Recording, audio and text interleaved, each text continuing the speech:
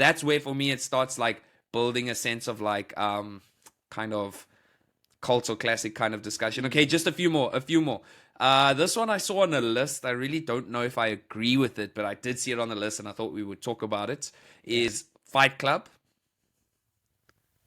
Cult. Oof. But I'm gonna say classic as well, man.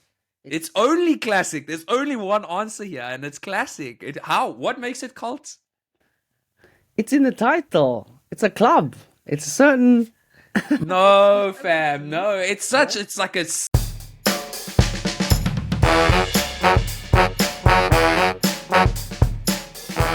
a nice little episode planned today. Arguably something that maybe we might become one day. Who knows? Um, Hey, hmm. come on. Hey, tickling the thought buds there. Hey. What do you think of that? So today what we're going to be talking about is cult classics. Now, before I get into a little bit of a definition and the question of a week and stuff, I just wanted to say how this thought came about, why we decided to talk about it. So, I don't know, are you familiar with the show The Mandalorian, Tev? I've just heard so much about it. I know that's I think it's on Disney Plus. Yeah, Um, exactly. I don't know if it's Exactly. just a complete. I don't know if it's a prequel or a sequel to any of the Star Wars series, but I know it's mad. Everyone keeps talking about how great it is. Pedro Pascal as the Mandalorian is Yeah, brilliant, yeah. and I So, need to get on board.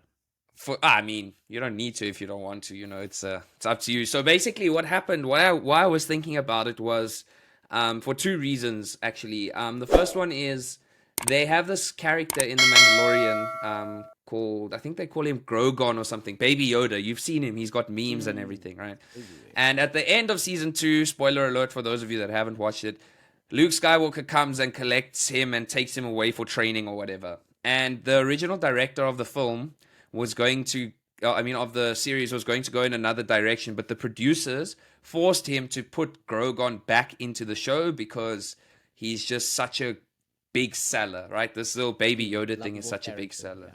yeah. Exactly, exactly. And this got me really thinking about like cult classics and stuff, right? So obviously, because it's Star Wars, you have people that are divided on opinions, especially after the original 6 episodes came out, and then episode 7 came out, and that was like the diehard Star Wars faithful struggle to get on board with that, etc., etc., and that's just like gave me the idea to talk about cult classics and actually remind me we must circle back to ideas of like Pedro Pascal, Keanu Reeves as cult classic Like people within figures, themselves. yeah. Yeah, yeah, because I think it could also be a thing.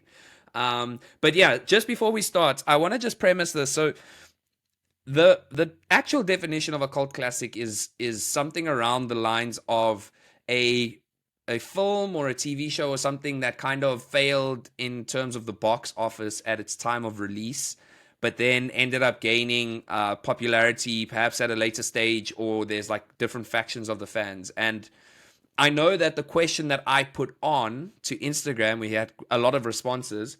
Um, those films are not necessarily what you would consider cult classics, right? Mm. And the reason that I did that is because our fan base is kind of like around our age, or the people, not fan base, wow. The people that listen to the show are kind of around our age. So I wanted to try and ask questions that were perhaps a little bit more relevant to things that we could understand. Now, for all I know, none of these movies could become cults or I mean some of them are already classics, but for all I know, none of them could be uh could change or become hold the status of cult or classic. So Yeah. what I'm going to do then is I am going to run through what we have here, and then I want you to tell me if you agree with the votes on whether or not these things are cult or classic. Okay? Okay.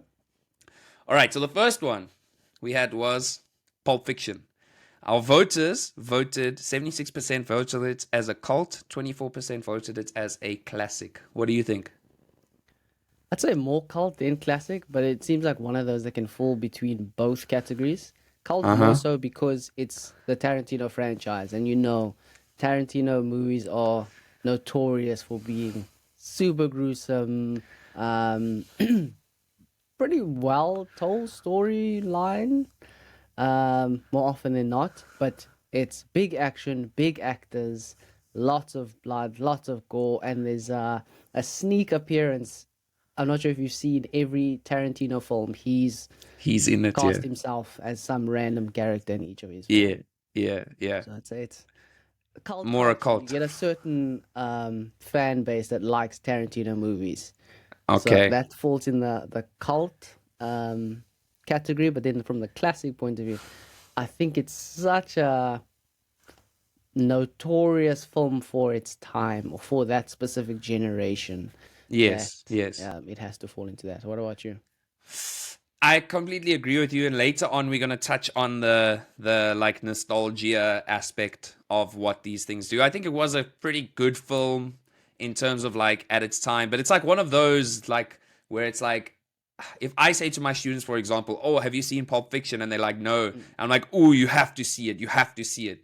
They'll kind of watch it and they'll be like, "Oh, firstly, maybe a film of that movie I shouldn't be recommending to high school students, but let's assume that it was appropriate, age appropriate." They'd come back to me and they'd be like, well, I can't. I would imagine they'd say they can't really see why. So I put it more in the cult thing. Just a fun fact: Quentin Tarantino appearing in all of these movies. I saw a fact the other day.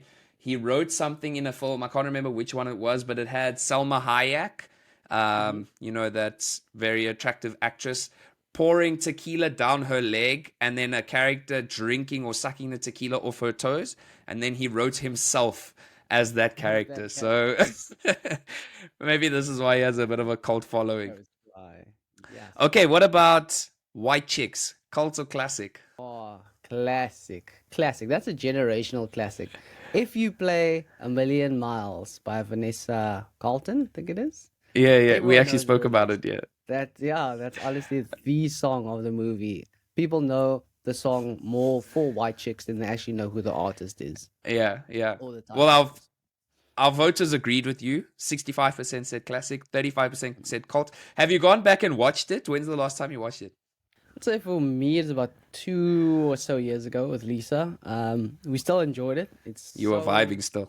yeah, it plays into the nostalgia thing that you were talking about, and I think Mm, it's mm. it's something that we'll get into about why movies become something that you really happy to rewatch. Yeah, I know there's yeah, some scientific reasoning behind it as well on the benefits and stuff, but there's movies that you know word for word, you can yeah, literally recite it like the back of your hand, and I yeah, think yeah. that's what defines a classic more Okay, so than a cult. But okay. Fair and enough, you fair enough. seen it recently?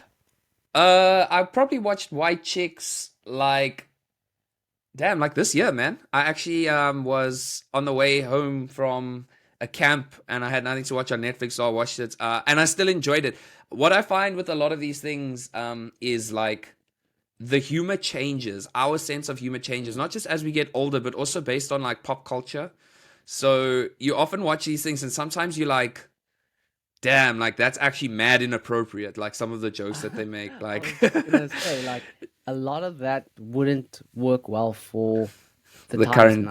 So if you Yeah. have someone like in their teens from this generation watching it now, I think there'd be a lot more things that they'd actually pull out as offensive than Yes. Yeah. something that we would Think watch now. about like How I Met Your Mother, for example. That's a show that probably wouldn't stand now. I actually been watching some of this show called Two Broke Girls. The two Oh yeah, yeah, waitresses. yeah, yeah, yeah. Yo, fam, that the jokes and stuff in that are so hectic. Actually, like sometimes I just look at Katya and I'm like, oh my word, like I can't believe that they allowed this to be. So White Chicks has a little bit of that, not too much, but a little bit of that kind of where your humors change based on like what's kind of, I guess, what's Mm, PC and what's not, and exactly. whatever.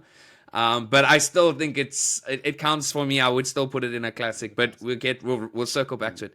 So we have the next one was Dark Shadows. Have you seen it? The Tim Burton film. Our I voters have. said you haven't seen it. It's where he's Mm-mm. like a vampire.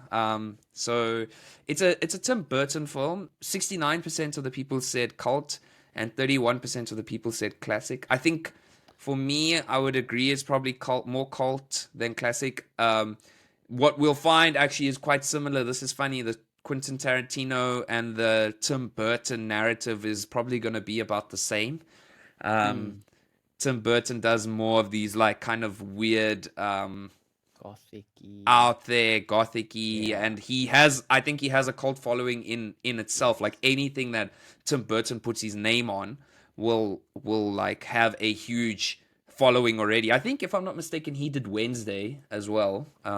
The Yeah, he was Wednesday one of the Adams. exec producers, and he, I think, directed a few episodes as well. Yeah, yeah, and I think if he did, I think the Netflix people did kind of unless his style has changed, I think they've kind of limited him or kind of just guided him a lot more. Maybe not guided because he's a world renowned director, but I think that they had a more of a part to play because that was probably the least Tim Burton-y thing that I've ever seen, and I've seen a lot of Tim Exactly. Burton stuff. Um, the next one that we had was Mean Girls, cult classic. That's a classic. That's That's a a real classic. classic. Honestly, Yeah. she doesn't even go here. Yeah, yeah, One yeah. of my favorite lines, and you go, Clint Coco. There's so many references that our generation will just pick up on, and if I Yeah. like unintentionally, the one day at work, I'd gone into the office and it was a Wednesday, and every about three quarters of my colleagues were wearing pink, and I was like, Yeah. is this intentional, or is it just so coincidental that on Wednesdays we wear pink? Like, Did you it's ask? just I did, and they didn't get the reference because they're younger than me. Okay. So I was like, Okay. you see, this is the thing that only Yes. Yeah, our yeah. people our age would get, and I think Yeah. even Shannon Van Wyk, Yeah. her birthday was centered around Mean Girls, and it just Okay. shows like I guess the impact that movies and pop culture has on our lives, and Yeah. the buy-in that we have as a For generation sure. for things like that. Yeah. For sure. There was the voters agreed. 61% said classic, 39% said cult. I think it's classic. And my seniors, grade 12s, did watch it. And I asked them, is this still something that's enjoyable for you? And they were like, yeah, it's great. So I was like, okay, damn, timeless. Okay, here we have one right down the middle. Cheech and Chong, 50-50, cult classic. We have to be the deciders. Mm. I know they did like a whole series of these movies. I think there were three or four in total where Cheech and Chong do this, Cheech and Chong do that, Cheech and Chong do Yes, this. And it's yes, centered around marijuana and getting high, and they're kind of yes, like yeah. their adventures whilst they're high.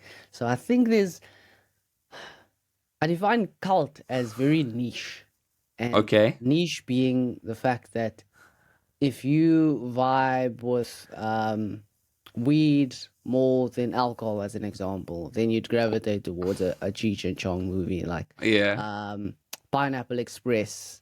There's a Mm, certain mm. amount of movies that are dedicated or catered for people who love the natural herb. Yeah, the devil's Um, lettuce. I think for its time, because I don't know of any other movies during that time that were so focused on um, the narrative of people who are high and their Yeah. adventures in life. So I'd say I'm gonna put it down as I'm not gonna sit on the fence and say both, even though I think it's both, but I'm gonna say it's more of a classic than it's cult for me. Okay. And you? Okay. I think I might agree with that. Just because I think it paved the. I think a lot of these cult films actually do this, but it paved the way for a very very big kind of industry, I suppose. Like you Mm. said, these like kind of weed films. I think it was the staple of like two friends smoking weed, going on an adventure. Harold and Kumar, There we Pineapple go. Express, all those kinds of films are all painted on the narrative of Cheech and Chong that they put together. So Exactly. yeah, I think I would probably put it more at the classic. This one surprised me. The next one, Mhm. Anaconda, Ice Cube and Jennifer Lopez, who's a baddie in that movie. Cult or classic? They went 62% said classic, 38% said cult. That surprised me. Maybe they're voting based on the actors or I don't know. I don't know. Where you at? I think the understanding with this vote was that classics are people that have seen it once or twice before, and the cult followers are the people who Or your ETV viewers who every Sunday action night this summer, Jennifer Lopez is on an adventure to uncover the real Uh, secret of the Amazon. Yeah, those guys. The people in cult who voted for that 20-30%, you guys are the ones that every single month without fail it there's was going to coming. be a rerun of Anaconda. And the Uh-huh. people always used to hate on it. Oh, when you gonna get it? When you gonna get updated movies? Like, how is this Yeah, yeah, yeah. your Mnets, one your Mnet contract issue? fans, your Exactly. DSTV people that came. Nah, nah. You guys must calm down, bruh. It's not for you. We have a So what do you system. think? Where do you fall? Cult or classic? Yeah.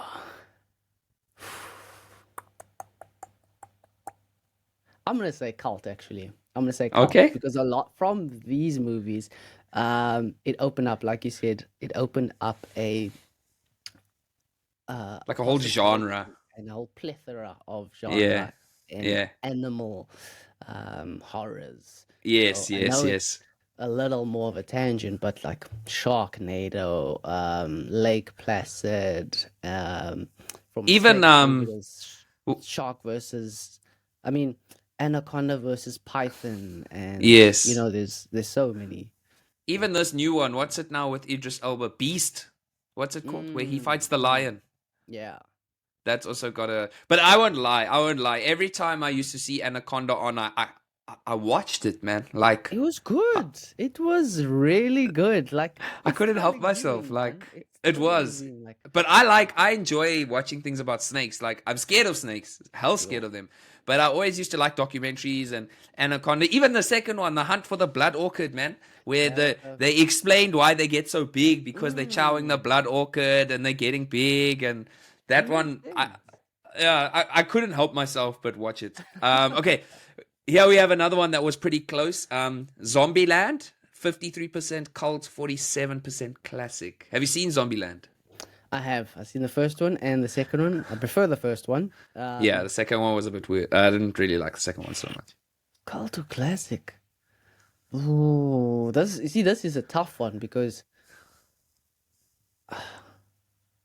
I don't know if the masses would have seen it. Like if you ask uh, uh 5 people if you've seen Zombieland, I think maybe 2 of the 5 would have seen You it. think it really wasn't that big? I didn't think it was that big. I like for me personally, I only caught on to it about 3 or 4 years after it was released. Okay, I okay. didn't hear the hype about, oh, you gotta watch this. It's such a cool, Yeah, yeah. almost like action comedy about zombies. It was one of those cases that I'd been to a friend's house and he had it. Cool, Okay, let's give it a watch. So I might be wrong, obviously, but I'd say it's more cult. What okay, about you? okay. Um, it's difficult to say because it wasn't like the first of its kind. Like there was already. I maybe should have done Shaun of the Dead because that I think was the first one that did like a humorous take on like zombie apocalypse. Um, I would say probably I would lean maybe I'm just looking at it the wrong way because I don't think it could ever be considered a classic. It will never ever be seen as a classic film. I Yeah. mean, if you look at some of the other films that are on here. So, yeah, I think let's maybe put it into like the kind of cult following. I think you either kind of love it or you like Mm, you're a bit dodgy on it. yeah. Here's another one that I don't know why. Okay, I know why I put it on, but a very clear definition between Titanic, 79% classic, 21% cult. Agreed? Mm, agreed. Agreed. Classic. Okay. Everyone knows about Jack, and we still, to this day, are having debates about whether The Rose size could of the have door. just been a little more selfless and had him come into the boat, man. Yeah, yeah. Jack would have I think survived. yeah, he could have and the heart of the sea would have been safe. They would have had it. They would have been in love. And I most think people take also because violence this against was them. also like a somewhat you could consider it like a cinematic almost masterpiece like James Cameron really I think it was James Cameron that Mm, did it, right? yeah. So I think he really did a number on it and it also it will go back to like not me personally, but a lot of people can go and rewatch it, right? Like, again, I'm not one of those people, but I do understand why people can go back and rewatch it. And here was another quite an easy split. Back to the Future, 31% cult, 69% classic. I would go classic. I think it was quite ahead of its time. Again, another director who I think splits people is Steven Spielberg. He also has a bit of a following. I would say classic. I think it was way ahead of its time. I think you could still go back and find it enjoyable. And for me, that's kind of like where I see that. You, cult or classic? I'd have to agree with you, and that's purely because I still haven't seen it. It's the one movie that I was like, oh, when am I gonna?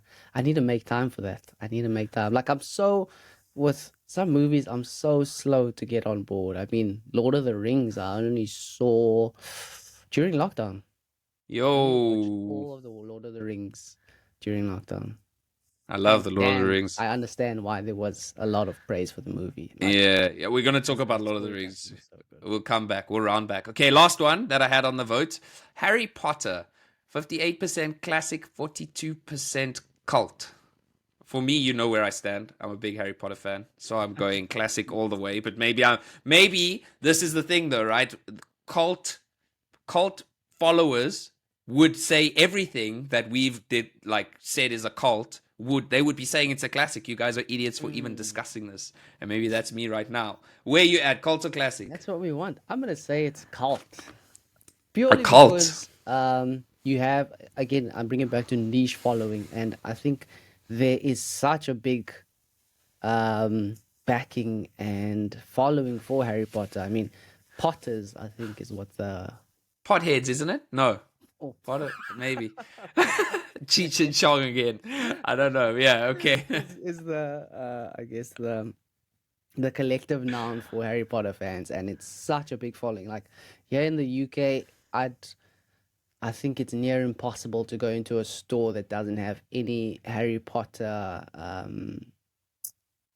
Memorabilia and stuff. memorabilia, any sort of um, material that doesn't relate to Harry Potter, be it a notepad, be it a pen, be it a sticker, scarves, t-shirts are Really, is it that big? massively still to this day. Sure. No, it's massive. It's massive. Okay. And that's why I say Well, yeah, I I guess think that. this is one that spills over because it's such a massive cult following that it then spills over into the general public. So even if you aren't a pothead or a potter, you'd know about it and you'd be influenced by it. Okay. Okay. So I'm gonna say Well, you know where I stand. I said classic, and the whole of England clearly agrees with me because otherwise, why would they put it in clearly. all of their stores? So I also asked the question on Instagram for some additions to the list. The one we got was Edward Scissorhands, another Tim Burton, I believe. You've seen it, Mm, Johnny Depp, the barber shop yeah. guy. I think that could also be one that can be defined. Alien, the Alien and Predator kind of Oi, franchise, that. oi. Yeah, those are Yeah, again they spill over because they like the original of the specific series. kind Like of, yeah, yeah, yeah, so that I'd makes, say yeah, they spill over into both. But what a movie! What a yeah. movie! Okay, so you clearly on the classic side. Star Trek definitely, I think, has a bit of a culty. They call themselves Yeah. Trekkies. Yes, and I find it's always them trying to get a leg up on Star Wars. Mm. Almost like they are the I'm not gonna say the originals, but the ones who are a lot more staunch or firm. And what I mean by that is they in relation to their movies, they stick a lot closer to the original, Yeah. whereas Star Wars is kind of opened up into a multiverse of Yes. movies, of stories that can be followed. Similarly to like Marvel. A lot of Mm. Marvel fans said after Endgame I was done.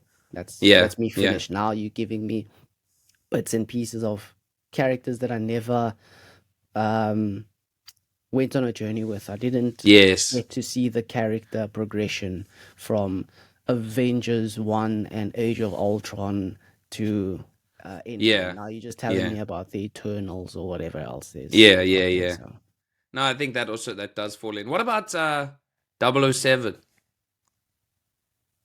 You think that has like the same I kind must of say thing? cult. Yeah? Um, a certain type of person likes you either love it or you hate it. Yeah, I And can't be asked the anymore, people hey, that with hate that thing. it, I find always loop back to the villain and say you always have this very elaborate villain who, from a practical point of view, doesn't make sense because they tell you the exact plan that Yeah, they're yeah, about to yeah. implement without, or rather before killing Bond. So he knows exactly what he has to do to save the day, and somehow Like, he always gets it right. well, Austin Powers kind of rips on the whole thing, right? I think for me, Austin Powers is a like, what do you call it? A satirical or like a parody of Yeah. 007. You know, it really is. That's also another discussion that could be cult of classic is, and Mm, also one of those in terms of like parody. the inappropriate jokes and stuff like. But you know what I think? The thing with me about 007 is that it's a movie that's so stuck in such an old time that like what makes it these newer movies with the villains and stuff, I even find it sometimes with Marvel, is that they give you the sense of like connection to the villain actually, where you can almost understand, like Thanos, as crazy as he was in Marvel, you can almost understand like the logic behind what he's saying. Mm. There's often, for me, the new age films, like villains are no longer just these clear cut bad guys. Whereas I find in the 007 franchise, which to be fair, I haven't seen like the latest ones. It's very focused on him, and they don't really, for me, give enough substance to like the bad guy. Like they don't actually, you never like kind of like see like damn I can see, or even Ultron. I know it's another Marvel reference, but even Ultron, you can kind Mm. of see how, funny enough, linking to the previous episode, how AI turned into this bad guy. You know, so that's like I guess another one of those. What about Matrix? Oh, classic. Classic, Classic. I think it's one way of the ahead of its time. greatest films probably of all time. The original one. Like it's a reason why it's part of a lot of people's film study. Yes, we Whether it did be it in in grade 8, I school, think. yeah. School, varsity. It has so many layers to it. Yeah. And again, it was revolutionary for its time. The 360 camera when Trinity jumps up and does the Yes. slow Yeah. motion kick, the dodging of the bullets, Yes. and that Yes. motion tracking there was Even exceptional. the And even the pulls, like the shot in the in Morpheus's yes, glasses, where each hand was holding a different pull. man, it Um, was that was also something. So yeah, incredible. I And also the think so. references are still to this day being debated about Neo being the one. So some people believe that it's a retelling of um, essentially like the Bible.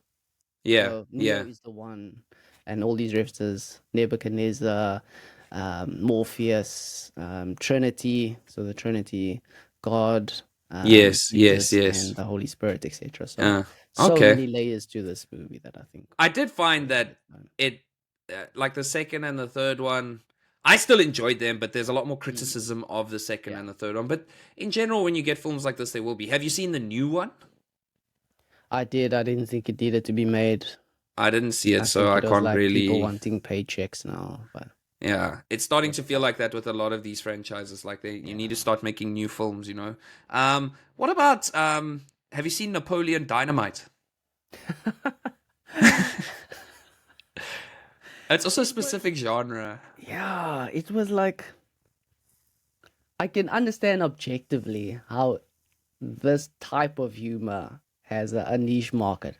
I found it annoying, but Yeah. I could get elements that were funny and what they were trying to do with it. In Do parts, you put it in the same box as Nacho Libre? but weirder. So But it's the same kind yeah, of I could. like It's dry. kind of like yeah, it's like Do you very remember that one dry, time almost like I used my strength to rip open my blouse? Ruben loves that film. Like I was let's gonna later, say that's he like my loves that favorite film. movie ever. He's gonna stop watching the Yeah, big vibe. yeah, but I But I totally think sympathize him like that. I do remember when Napoleon Dynamite came out. The people that watched it were like, "You have to see this film. It is so funny. Like make sure you watch it." And I remember watching it and thinking like, this is dry. Like it was Mm. too dry for me. But that's where for me it starts like building a sense of like kind of cult or classic kind of discussion. Okay, just a few more. This one I saw on a list. I really don't know if I agree with it, but I did see it on the list, and I thought we would talk about it. Yeah. Is Fight Club? Cult. Oof. But I'm gonna say classic as well, man. It's It's only classic. There's only one answer here, and it's classic. How? What makes it cult? it's in the title. It's a club. It's a certain. It's No, fam. absolutely. No, it's such. No. It's like a cinematic No, masterpiece. it's brilliant. It's honestly, I can't fault the movie. And again, This is ahead of exactly its what it time does. because These culties like it me, just like how I lose it. that's what's brilliant. Like whoever mentioned this, I'm not sure will filter through the responses, but you've got great taste in movies. Whoever mentioned this. What about last two, and then I want to ask you about one TV show, Monty Python. Mhm. Hmm. I'm gonna say cult. Okay, me too. Cult. I would go It's not. cult. It wasn't unanimous in everyone watching it. So, Yeah, but yeah. yeah. I think I would also. Yeah, that's quite an easy one. I think that is the perfect example of one that's a bit too old for you and I Mm. to discuss properly. Because of its release and like what it means. And what about the final one? Before I ask one TV show, the Rocky Horror Picture Show. I'm gonna say cult because I haven't seen it, but Okay. everyone else who has seen it is gonna tell you it's a classic. It's like Yeah. Beetlejuice. People gonna say Yeah. you have to watch it. It's for its genre. It's Beetlejuice. one of the defining ones. Beetlejuice is a good example actually to fall into Mm, that category. To be honest with you. yeah. Um. Okay, so the one TV show I wanted to ask you about, because there's many we could talk about, but I just wanted to talk about the one, is Friends. Are we cult or classic? Hmm. See, for Friends, it's tricky because I think for Friends, uh, it has to be a classic because it's quite universal in the audience that it's reached. Cult, I'd say the argument there is that I find that people that watch Friends are generally not ones that would watch The Office. Okay. So they're quite firm in their belief of Friends being the best series. And I think for me, the only reason I got onto Friends was because my uncle had mentioned it. Like for its Okay. time, it was a comedy, and then one thing, one episode led to the next, to the next, to the next, to the next. And I Okay. found like what I appreciate from Friends is that each of the characters have a certain um, kind of comedy. Uh-huh. Chandler is very sarcastic. Sarcastic, Joey is yeah. very obviously goofy in his comedy. Ross has really delivers really good situational comedy. Yeah, I find. yeah. Similarly with I'm gonna say Rachel. Okay. Um, but looking back, would I say it's the best sitcom I've ever seen?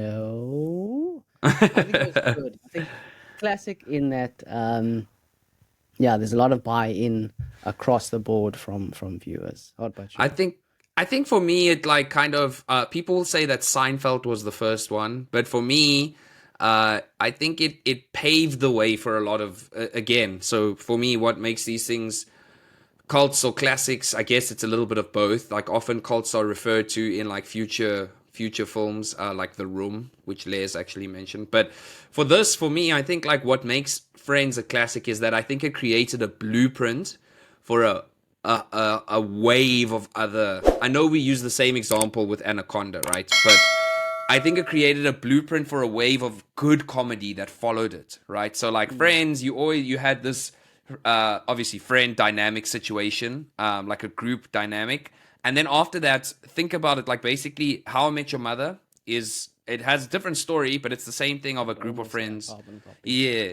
having their own dynamic. I would say like a whole bunch of Always Sunny in Philadelphia, which is also a bit culty in its own way, but that's a similar kind of Group of Friends, that's Big Bang Theory. All of these kind of Mm, things have different, they tell different stories, but they all use that basic foundation of using a group of friends that are together to make comedy. So I think in that way it's a classic, and I do love it. To be honest, I can go back and rewatch it and rewatch it. My mother loves it. My sister loves it. So I am yeah. biased in that sense, but I do think it does play a sense in like what other comedies did thereafter. But it actually brings a good point into our next conversation, which is the role of nostalgia when it comes to trying to decide if these things are cults or classics. So Friends is a good example, but I would use probably Star Wars as another example that's loaded with nostalgia.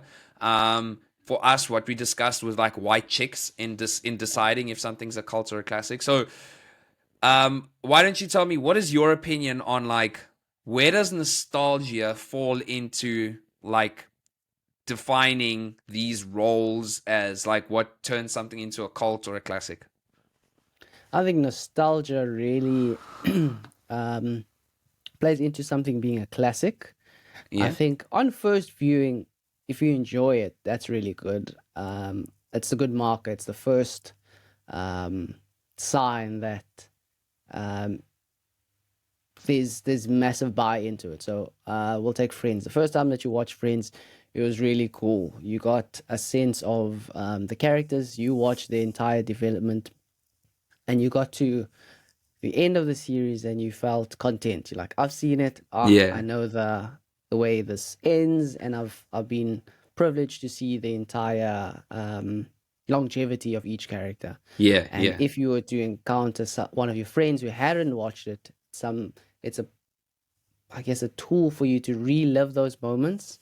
mm, So I define music, movies, a lot of the pulp culture is associated with time, and it's a moment to step back into not only um, a classic yeah, film or a yeah, time period where film was at its peak for our generation, but yeah, in a time where there are memories that are so closely associated to what we've watched that yeah, it's it's your ability to time travel. Let yeah, me yeah, define it like that. That yeah, yeah, the nostalgia is more so for us um, to recount the headspace and the time that we were in.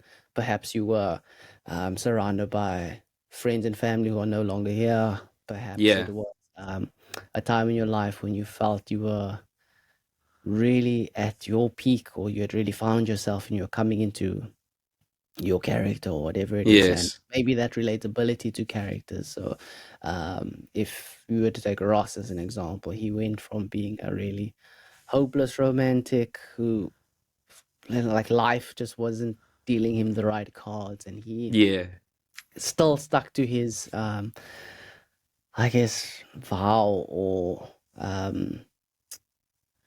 mission mm, in getting buy-in from Rachel for them to yes, be a relationship, for them to have a future together, and maybe there's some relatability in characters for whoever's yeah, watching that. But yeah, I think it's the nostalgia that really brings us back to a really good time in our lives, like White Chicks. yeah, Oh, I remember high school was such a nice yeah, time.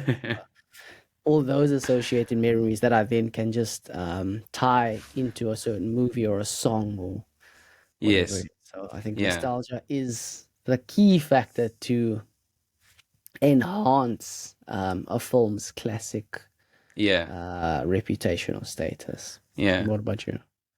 No, I think I agree with you.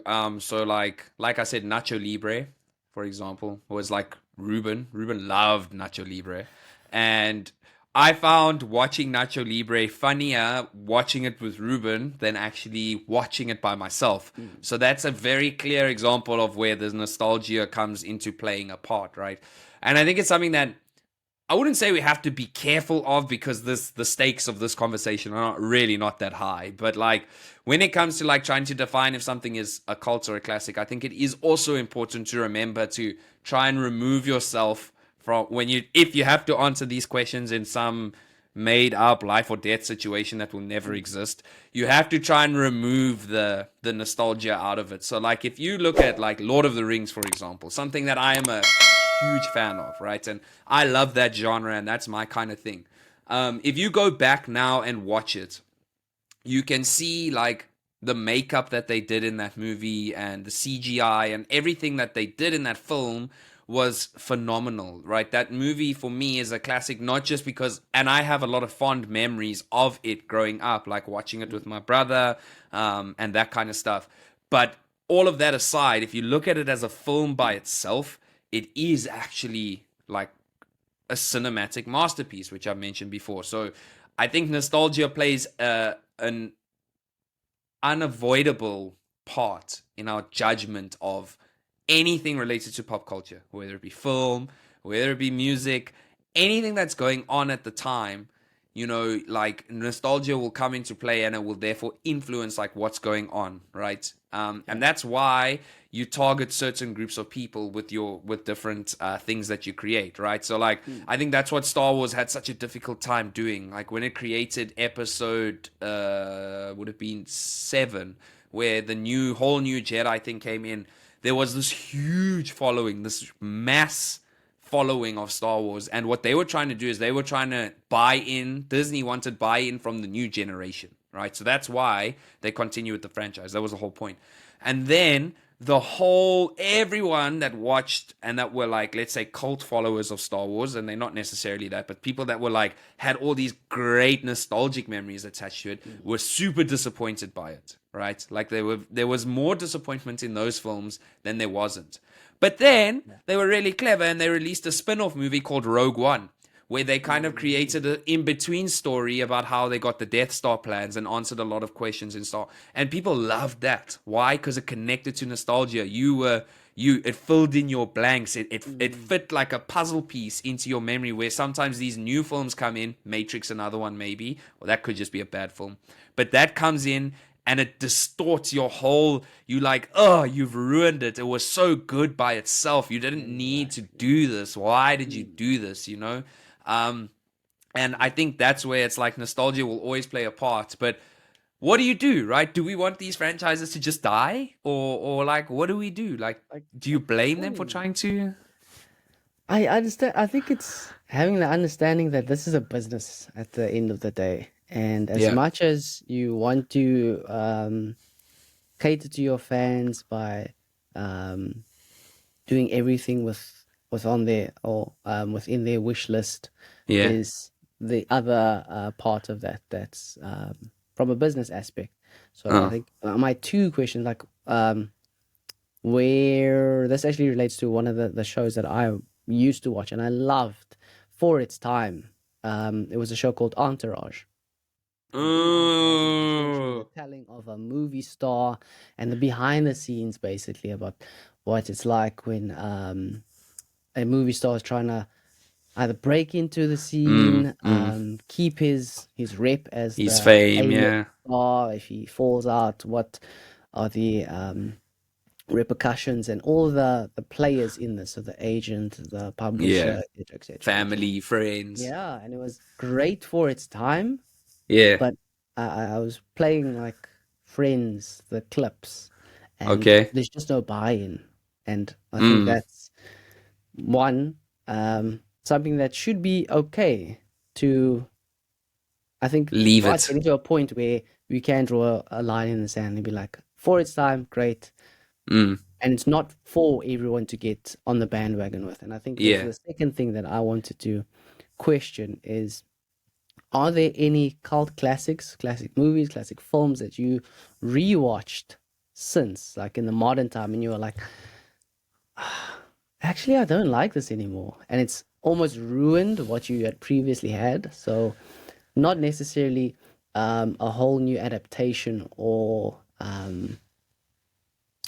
yeah, a revisioning of the movie. So Lion yeah, King, for example, the classic. I only believe that there's one Lion King movie, and that's the yeah, animation. This live film one with Beyonce and Childish Gambino is trash in comparison to the classic. yeah, But I don't have it's not something that's ruined the original Lion King mm. for me. Mm. But My question now is, if there's a film on its own that you've previously loved and enjoyed watching, and then you've watched it now, and it's, Okay, I guess, that's a good. for the place that you're in at your life, knowing Mm, all your lived experience, your preferences, your um influences, your likes, etc. yeah. Has that Um, changed anything? that's a really good question. So I would not say Entourage because it took me months to convince Katya to watch it, and I got her. The first episode she wasn't feeling it, so I was like, just give me three episodes. That's all I need. And then she was hook, line, and sinker, and I loved it Mm. all over again. That show is too fresh, and clips by itself will never do it justice. So not that at all.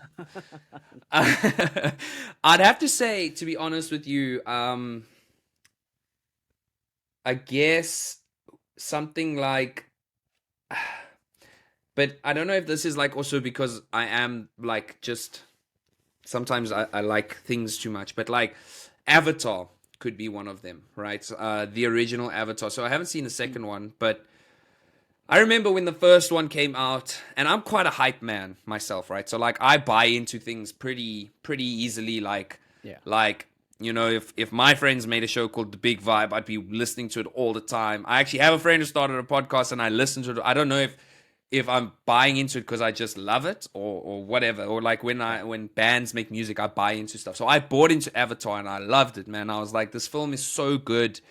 And it's actually you could ask the cultural classic question about that as well. But I really bought into it and I loved it, and I was like thinking, okay, in preparation for the second one, which has taken 10 or 12 years, however long it Mm. took to come out, I went back and rewatched the first one, and I didn't end up going to watch the second one because I just felt like this is. I mean, I get the visuals and everything like that, and Mm. and I was just kind of like, for me, I was like, once I'd seen it, the first time I was blown away by the visuals and stuff, but the second time I watched it, I was kind of like, okay, let's move away from that and let's try watch the movie and focus on the story. And I was kind of like, nah. And then Lacking. I didn't go watch the second one. And that was just me. And I don't think anyone's wrong for loving that film, Mm. because I think it is one of those timeless, ahead of its time, etc., kind of films. But for me, when I went back and watched it, I realized how much I bought into the hype at the time, that Yeah. I almost did a complete backflip, which is something I also do, which is my own fault. I almost did a complete backflip, and I haven't seen the second one as a result. So I would say that would be mine. And the second one, which I mentioned, is Nacho Libre, which I tried to watch again, and it's not actually that funny. Sorry, Ruben, but Ruben makes it funnier than it was. What about you? Any that you've gone back and you're like, nah? I actually have to think on that, but I would say that from a series point of view, I would rate Big Bang, man. Like, Yeah, there was so much hype initially, and I was like, oh, this is cool. This is their um take on it. But if I watch it again now, it's just like, I think it's Chuck Lorre or one of those yeah, the executives. It was creator, from yeah. um, Two and a Half Men that Mm, went on to mm, make Big Bang, and I'm like, I don't know what I saw. I find their persistence of stereotype characters yeah. like was forced, like Mm, heavily, and I think yeah, that's the one thing where now that I'm old, and maybe that's a case of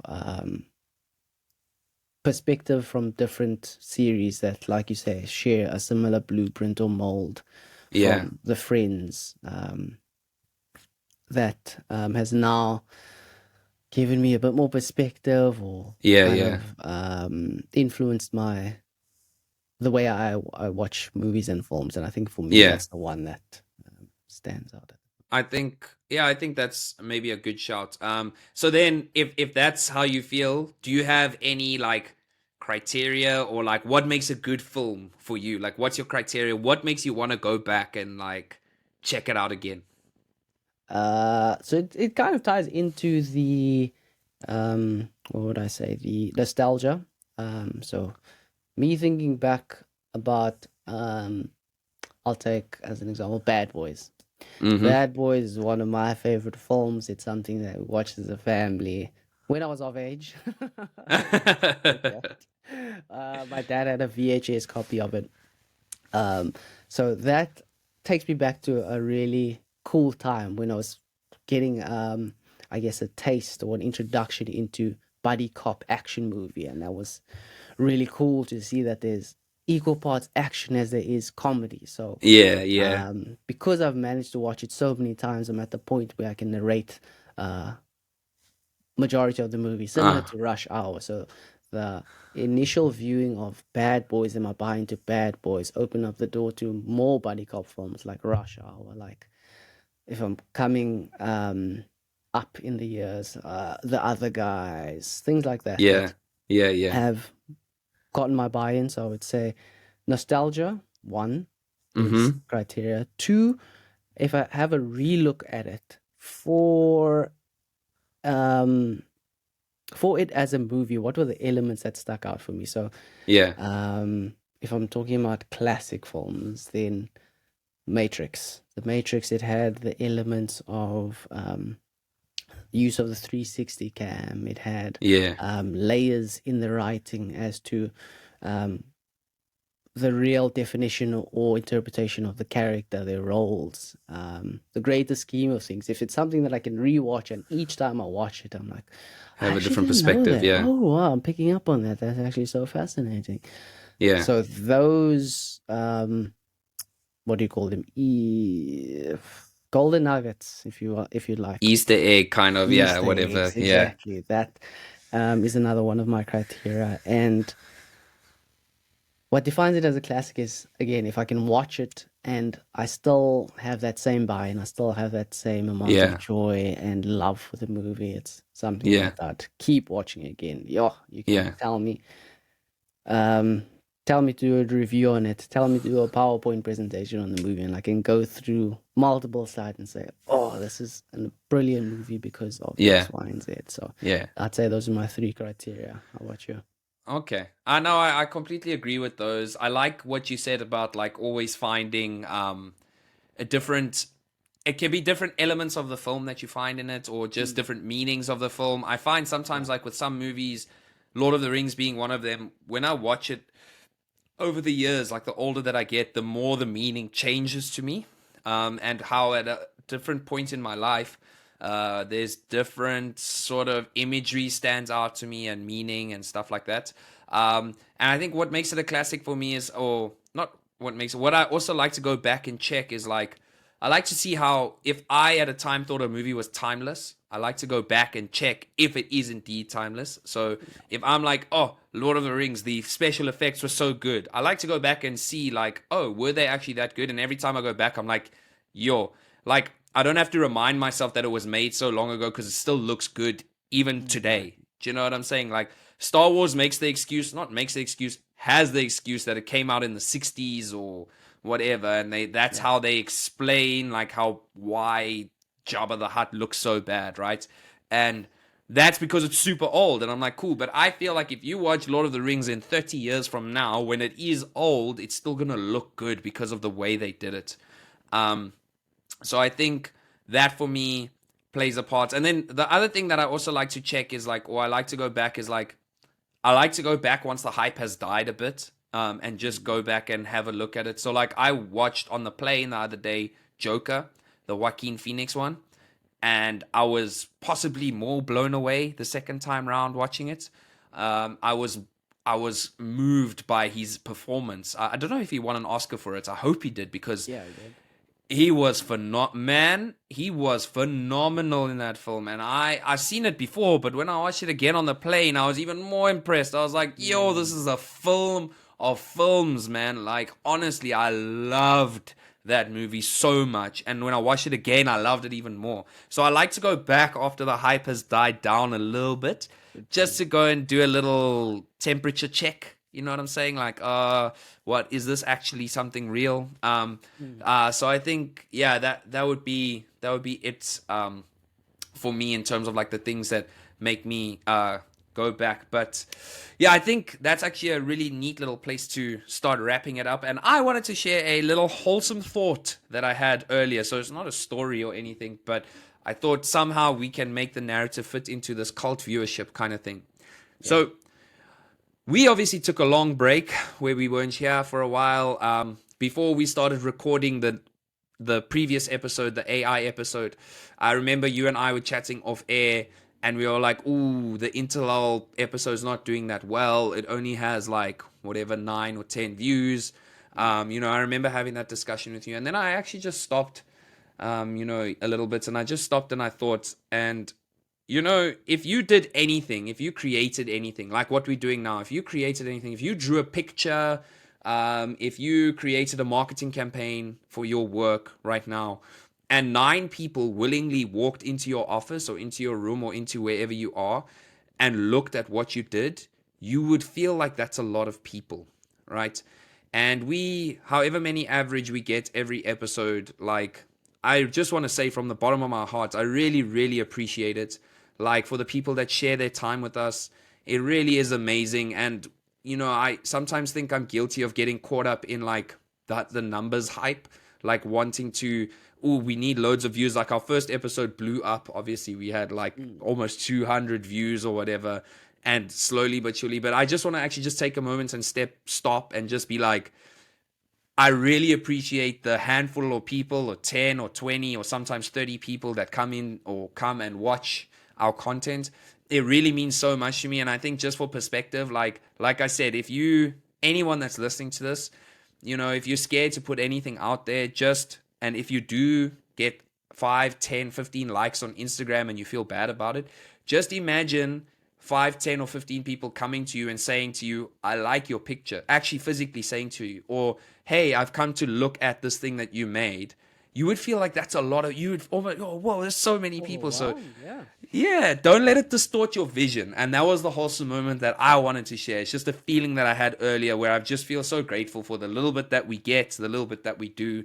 And yeah, that was my closing thought that I wanted to share. I don't think we need to say much more than that, man. Like, I'm honestly so thankful. Thank you for the opportunity, firstly, for you having me a part of the ride. It's a great space to be in, getting to chat about a whole range of topics, and like you Yeah. said, the few really dedicated buy-in that we have from people, and this Yeah. isn't a enforced thing. We have people that are here willingly who have an interest in what we're talking about, man. It's nice that there is some commonality there and familiarity that Yeah, for sure. people buy into. Yeah. So I think that's a neat place for us to leave it. We will see everybody next week. You can see we're trying to get back into the vibe of things. Tev and I have got some tasty ideas for some content, so look out for it. I'm super keen on it. So yeah, keep an eye on it. And until we see you next week, have a good week, I guess. Enjoy it. Check. Chat to you soon. Cheers. Ciao.